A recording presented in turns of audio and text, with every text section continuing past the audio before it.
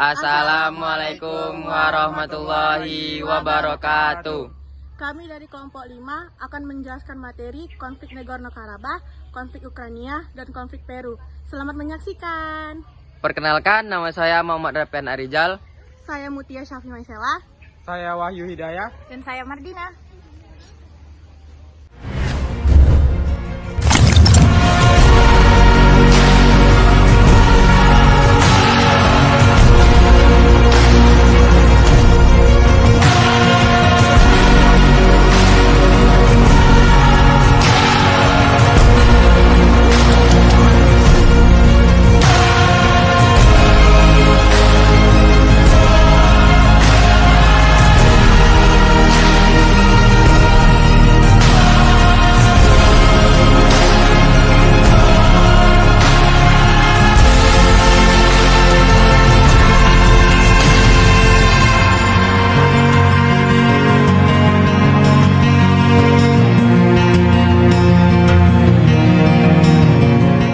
Assalamualaikum warahmatullahi wabarakatuh.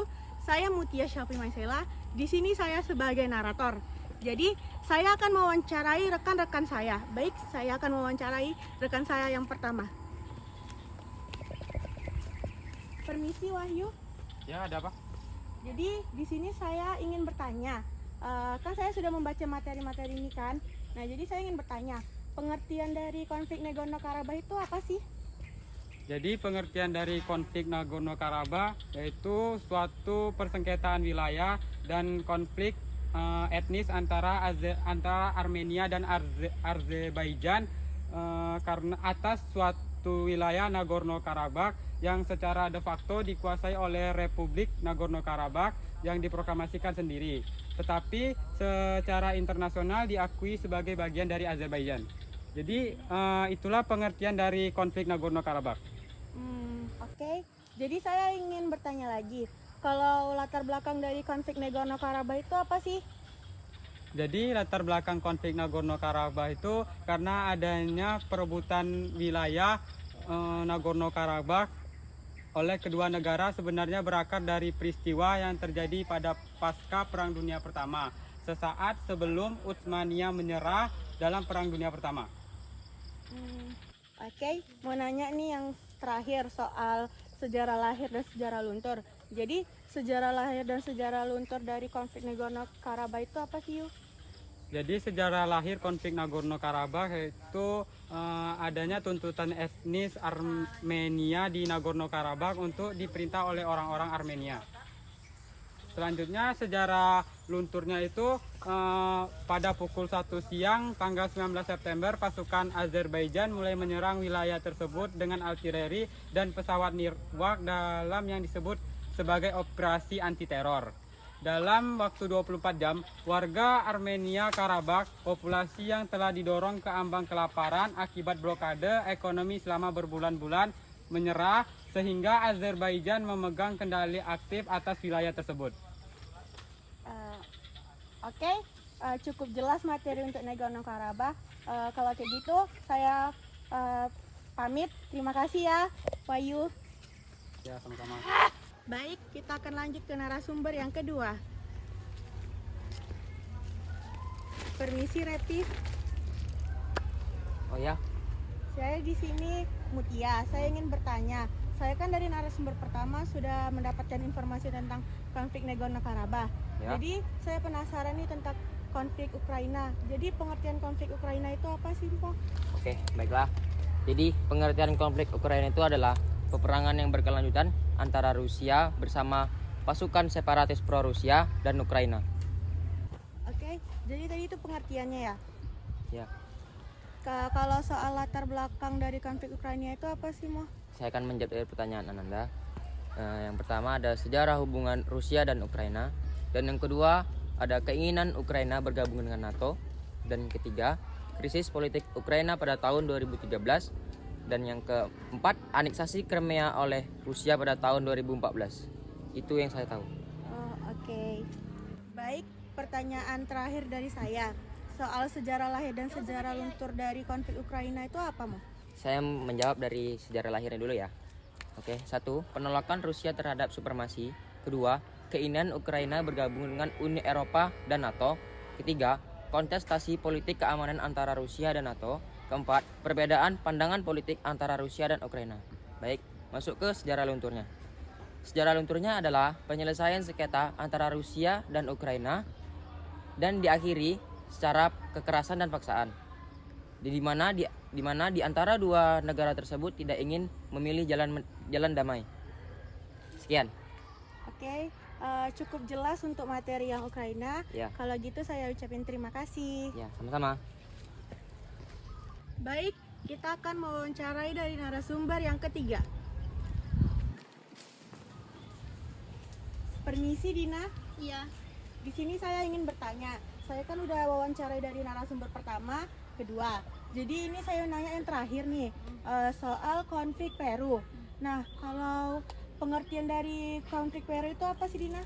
konflik Peru sendiri yaitu perselisihan dan pertentangan yang terjadi di Peru, baik negara lain maupun kelompok masyarakat itu sendiri, Mes.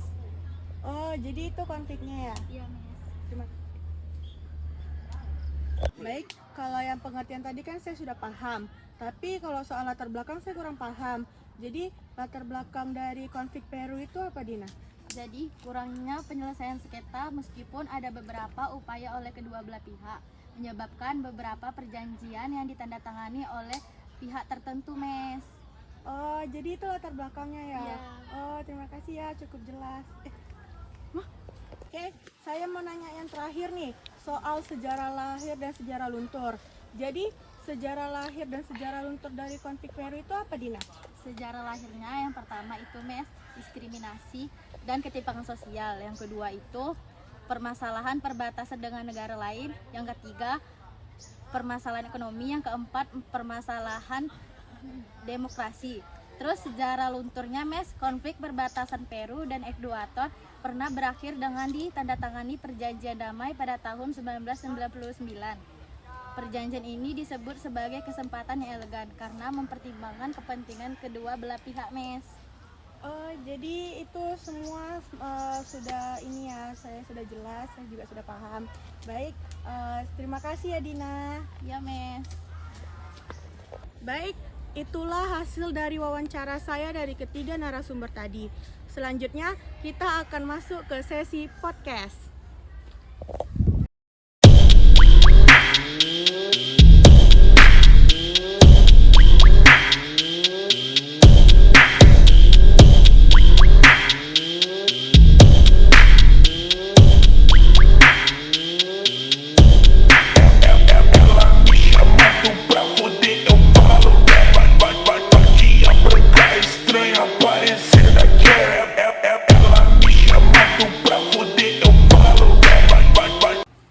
Pagi, Pak. Kenapa kalian di sini?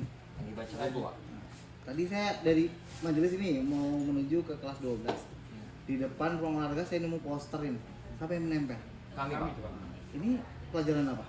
Sejarah peminatan. Nah, di sini saya ingin bertanya nih, ingin bertanya dengan poster yang telah kalian buat ini. Iya, Pak. Nah, di sini kan konflik-konflik di berbagai benua. Ada 3 konflik ini. Ya. Nah, coba kasih penjelasan ke saya. Tujuannya apa sih dari 3 konflik ini? Baik, Pak.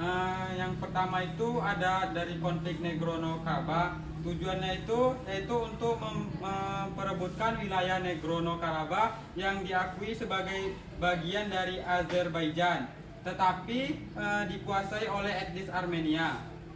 Yang kedua ada konflik Ukraina. Konflik Ukraina ini memiliki beberapa tujuan, tapi di sini saya hanya menyampaikan 2. Yang pertama yaitu menghadang nasionalisme agresif di Ukraina. Yang kedua membatasi pengaruh NATO di Ukraina. Terus yang ketiga ada konflik Peru. Konflik Peru ini bertujuan untuk mencegah lebih banyak pertempuran kecil di sepanjang perbatasan yang ada di sengketaan.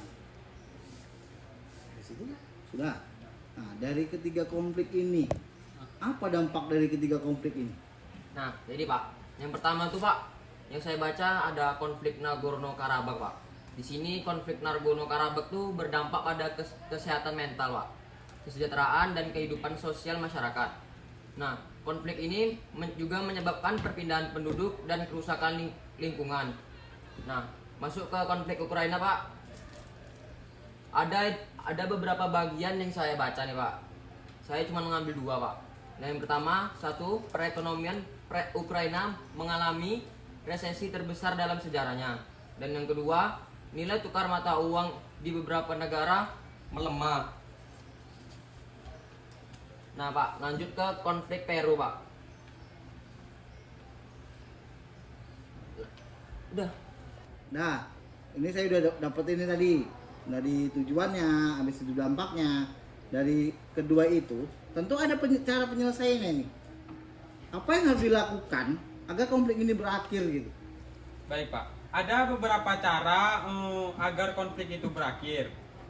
Yang pertama itu ada konflik Nagorno-Karabakh. Itu bisa dengan melakukan mediasi OC. Yang kedua yaitu pemantauan oleh Uni Eropa di perbatasan Armenia di Azerbaijan.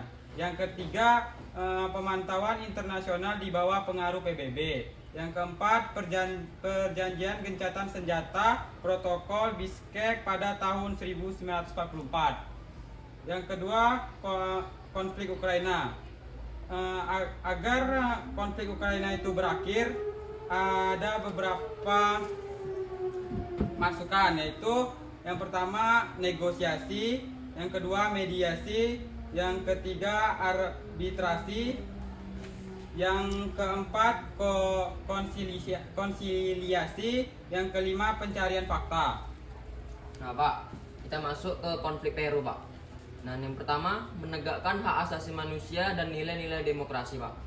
Dan yang kedua, melawan ujaran kebencian dan berita palsu. Dan yang ketiga, Pak, menyelesaikan sengketa melalui jalur hukum internasional, Pak. Seperti itu. Ya, Pak. Jadi terima kasih sudah ngasih klarifikasinya. Saya jadi mengerti apa itu konflik-konflik yang berbagai ada di benua. Ya, Jadi moga-moga ilmunya berarti buat Ya. saya. Terima kasih. Ya, Pak.